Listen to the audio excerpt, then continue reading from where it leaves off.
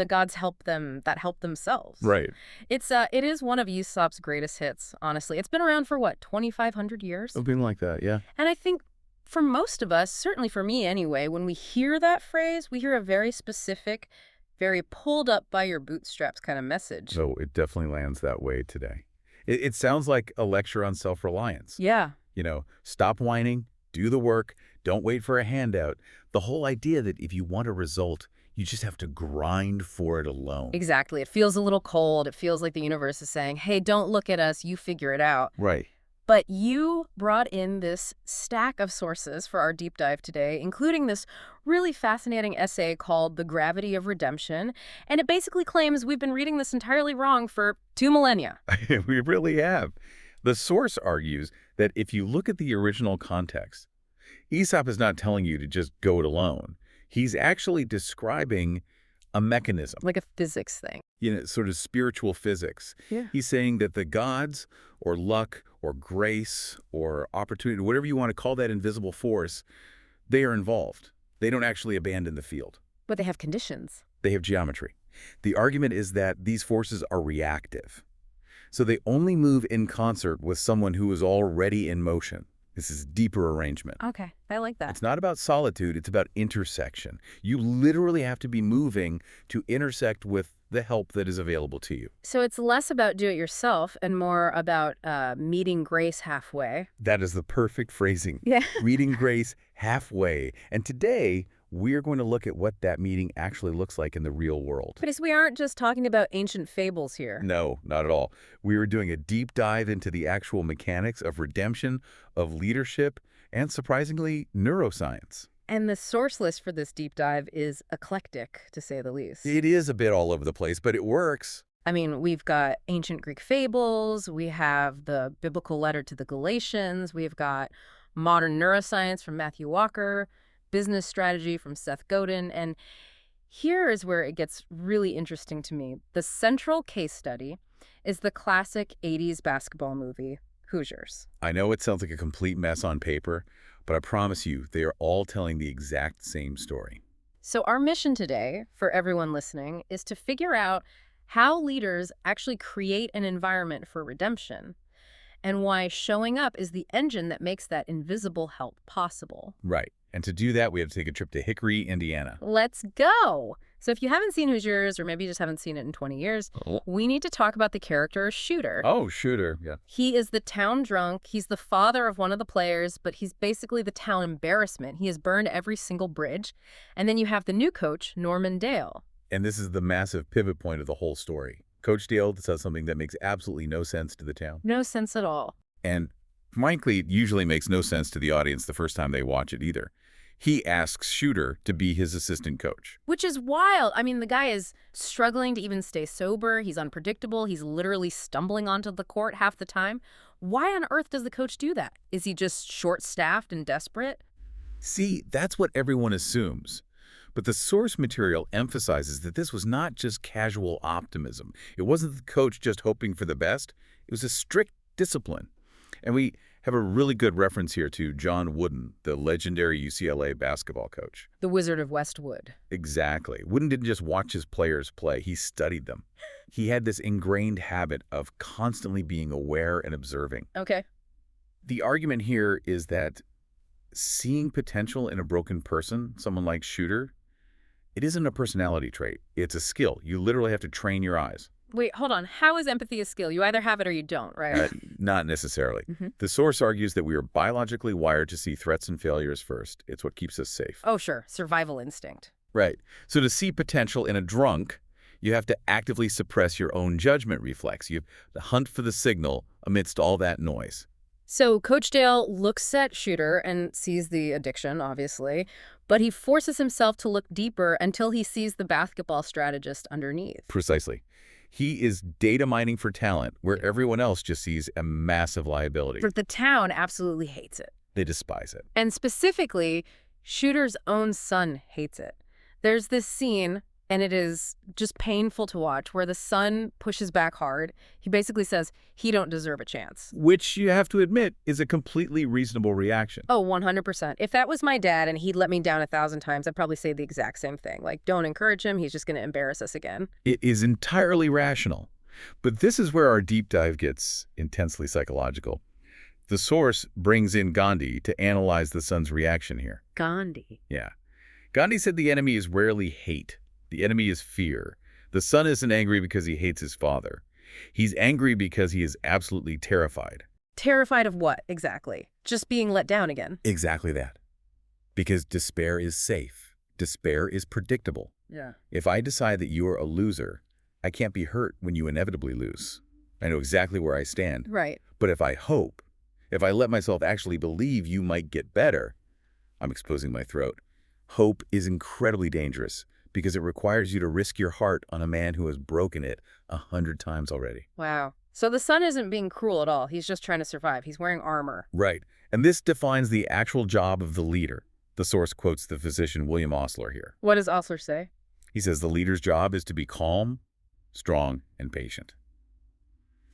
To refuse to give in to hopelessness on someone else's behalf when they can't yet refuse it for themselves. Refuse to give in to hopelessness on someone else's behalf? That is a powerful definition of leadership. It really is. You're carrying the hope for someone else until they're strong enough to carry it themselves. Exactly. And that connects directly to our next source, which takes us off the basketball court entirely and into the Pentagon. Right. We're bringing in Colin Powell and George Raveling now. Yeah. There is this quote from Powell that I really think every manager needs to just tattoo on their forehead. He says, "The day the soldiers stop bringing you their problems is the day you stopped leading them." It is the ultimate diagnostic tool for management. Yeah. Powell says silence isn't golden. Silence is failure.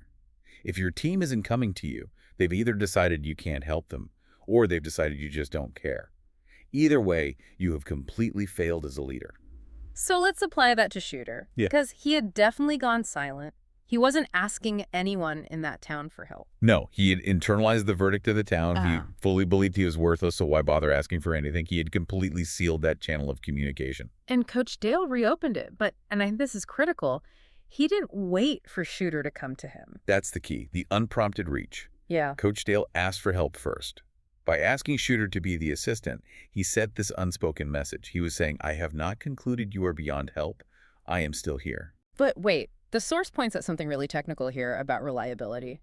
Because Coach Dale was brand new in town, he didn't really have any relationship with Shooter yet. So why would Shooter trust him? That is the million-dollar question for any leader. George Raveling, another legendary coach, breaks this down for us. He says that reliability, like true, deep trust, is built on two specific pillars. Which are? First, a non-transactional relationship, meaning, does this person want something from me or just something from me? Okay, that is huge, because if you're in a corporate job, most bosses only want something from you. They want the quarterly report. Exactly. And the second pillar is sharing rare knowledge. Do you have insight that can actually change my situation? Now, Coach Dale had to prove both of these things to Shooter. He didn't have a history with him, so how did he build it? The source calls it the friction of real proximity. Which is just a fancy way of saying he stayed. He just stood there. He stood in the rain. He dealt with a hangover. He didn't outsource the messy part of the redemption to a counselor or someone else. He didn't just parachute in, give a shiny motivational speech, and leave. He was there every single day, dealing with the actual mess. Leadership isn't about the impressive credentials you walk in the door with. It's about the fact that you stay. I really like the quote from Amos Bronson Alcott in this section. He said he wanted to be strengthened by sympathy with his strength, not his weakness. That is such a subtle but massive shift in perspective. Usually when we try to help someone who is struggling, we focus entirely on the problem. We say, I see how much you're drinking, or I see how hard a time you're having. Right. We sympathize with the weakness. Which feels like empathy, but it can actually be reinforcing their broken identity. You're basically telling them, I see you fundamentally as a broken person. Exactly. Alcott and Coach Dale, by extension, they flip it. The goal is to say, I see what you're still capable of. I'm not talking to the drunk right now. I'm talking to the basketball genius buried underneath. You have to speak to the strength. That leads us perfectly into the next big concept. Because if you're going to support someone like that, someone who is highly unstable, You need a system around them that can handle it. And this is where we get to Seth Godin and, of all things, the solar system. Yes. This is honestly my favorite metaphor in this entire deep dive. Yeah. Seth Godin asks us to just look at the solar system. Yeah. It's massive, it's complex, everything is moving at thousands of miles per hour, Yeah. but there's no administrator.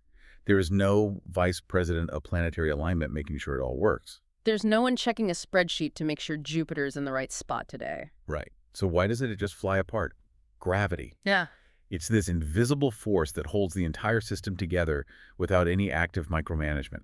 And the argument is that leadership actually works the exact same way. Ideally, yes. Teams, families, communities, they aren't machines where you pull a lever and get a guaranteed result. They are living systems held together by invisible forces. Like trust, culture, shared history. Exactly. So the leader isn't the machine operator. The leader is the source of gravity. Precisely. The essential question you should be asking isn't how do I control this person? It's what kind of gravity am I generating? Okay. When people move toward me, what are they being pulled into? Are they being pulled into a culture of excellence, or are they being pulled into chaos? Let's ground this for a second, because obviously I can't literally generate a gravitational field. What does gravity actually look like for a manager listening to this? It looks like standards. It looks like the unspoken rule of this is how we do things here. And in the context of Hoosiers, Shooter is basically a rogue asteroid entering that solar system. He's a foreign object. He is highly disruptive to the team. He is. Yeah. And if the system is weak, if the gravity's low, he just smashes into it and destroys the team, or he just passes right through and is lost forever. The real question was, did Coach Dale generate enough healthy gravity to absorb him, to hold him in a stable orbit? This actually makes total sense of why John Wooden was so obsessed with self-improvement. It always seemed a little bit selfish to me, honestly, the intense focus on his own character. But in this context... It's not selfish at all. It's purely structural. Right. You have to maintain your inner gravity. If you are chaotic, if you are emotionally inconsistent, you simply cannot hold others in orbit when they are falling apart. You need to be the sun so they can be the planet. Okay, so we have the leader generating gravity, but we still have the very real problem of the individual. How does someone like Shooter end up in that terrible state in the first place? I mean, it's not like he woke up one Tuesday and decided, I think I'll become the town drunk today. No, nobody does that. And this brings us to Ryan Holiday and his concept of the drift. Holiday calls it the grand parade of desire.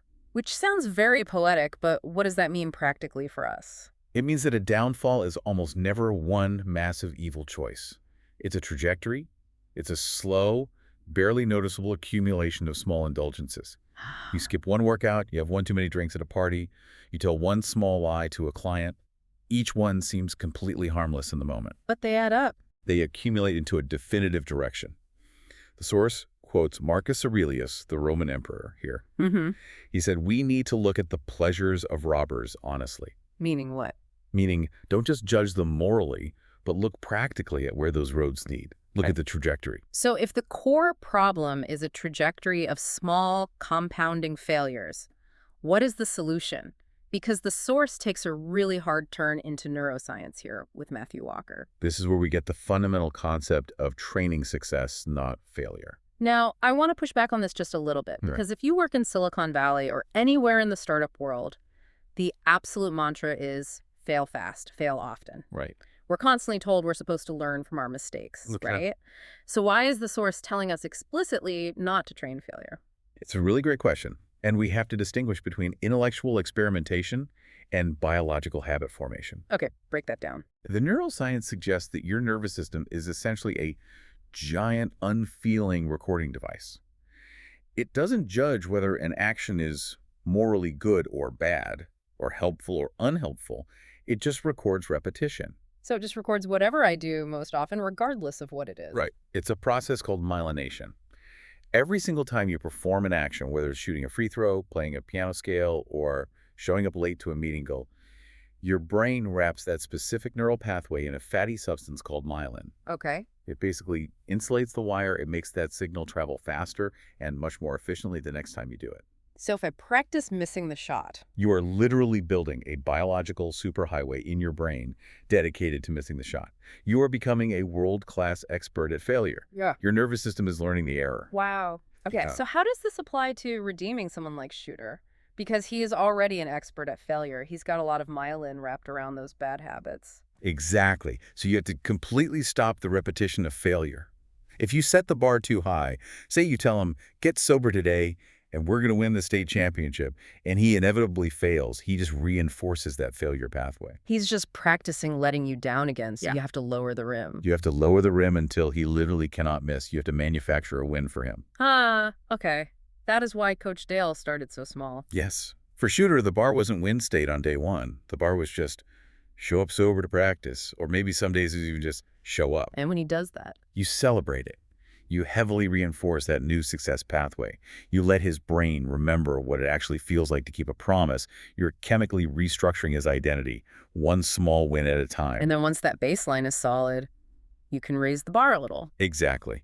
The mistake we all make in leadership is setting the bar so impossibly high that the person fails every single day. And a person who practices failure every day eventually just believes that failure is who they are. That's really profound. It's really about manufacturing a win so they can remember what winning feels like in their body. Identity is built through repetition. Mm. Period. Coach Dale absolutely refused to let Shooter practice failure anymore. He gave him a role he could handle, let him win, then gave him a slightly bigger one, and then a bigger one. But doing that takes so much time. It does. And that brings us to the final piece of this whole puzzle, the timeline. Because we are all incredibly impatient, we want the glorious redemption arc to happen in a tidy 30-minute sitcom episode. And reality simply does not work that way. Oh. This is where the source brings in Galatians 6:9. Which says, Let us not be weary in well-doing, for in due season we shall reap if we faint not. in due season, that sounds a little vague. Well, it's agricultural. Yeah. And agriculture is completely indifferent to your personal schedule. Right. You can't scream at a stalk of corn to grow faster just because you have a quarterly performance review coming up. I have definitely tried that. It does not work. The text highlights a crucial gap here. Effort is necessary. You absolutely have to plant the seed and do the work.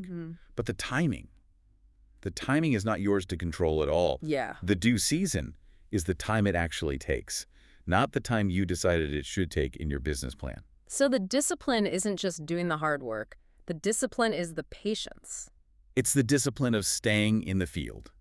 Real leadership isn't just delivering a dramatic, movie-style speech in the locker room. Right. It's continuing to show up long after the initial enthusiasm has faded away. It's staying when the skeptics, like all those angry townspeople and Hoosiers, are starting to feel vindicated. When they are actively saying, see, we told you he was a mess, you shouldn't have trusted him. Exactly. The leader has to stand in that painful gap, ignore the current messy reality, and hold space for the future reality. And let me tell you, that is an exhausting place to stand. But Coach Dale did it. He didn't give up when Shooter stumbled and ended up in the hospital. He didn't give up when the sun got furious with him. He just maintained the gravity. And the result, Yeah. the harvest. Right. The harvest is real, but it only comes if you don't faint. That's the ultimate promise of the source material here. The harvest requires staying in the field. This has been, wow. There is just so much here. So let's try to put a bow on this for the listener. We started all the way back with Aesop. The gods help them, that help themselves. Not a statement of cruel isolation, but a statement of partnership. You move, and grace moves with you. Then we looked at the real vision of leadership, actively seeing the strength, not just sympathizing with the brokenness. We looked at accessibility, opening the door unprompted, and proving your reliability by just staying. We talked about gravity, creating a stable system that can actually absorb disruption. Yeah. And we talked about the neuroscience of it all, setting the bar low enough to be cleared so you can build a new identity through repetition. And finally, the sheer patience required to wait for the harvest. There's one final metaphor in the source that I really, really loved. It's from Mark Twain. Oh, yes. Twain observed that truth must be served like a coat offered gently, not thrown like a wet towel in someone's face. That is just such a good image. I feel like so much feedback in the corporate world is just a wet towel thrown right in your face. It really is. And this entire deep dive in Coach Dale's whole approach is about offering the coat. It's fundamentally about dignity. The source ends with this one phrase: what belongs to you shall come to you. It's not magic. It's physics.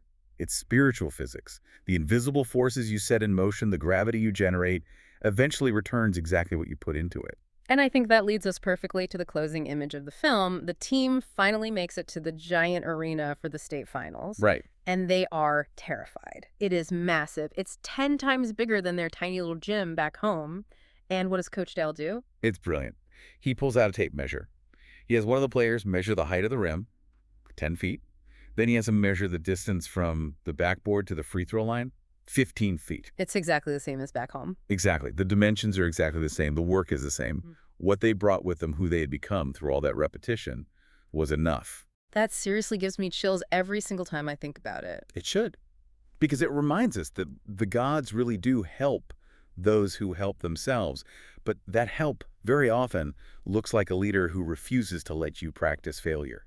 So if you're listening to this, here is the question we want to leave you with today to mull over on your own. If you are a leader or a parent or even just a friend, who are you generating gravity for today? And honestly ask yourself, is your gravity strong enough to hold them when they can't hold themselves? Something really deep to think about. Thanks for diving in with us. See you next time.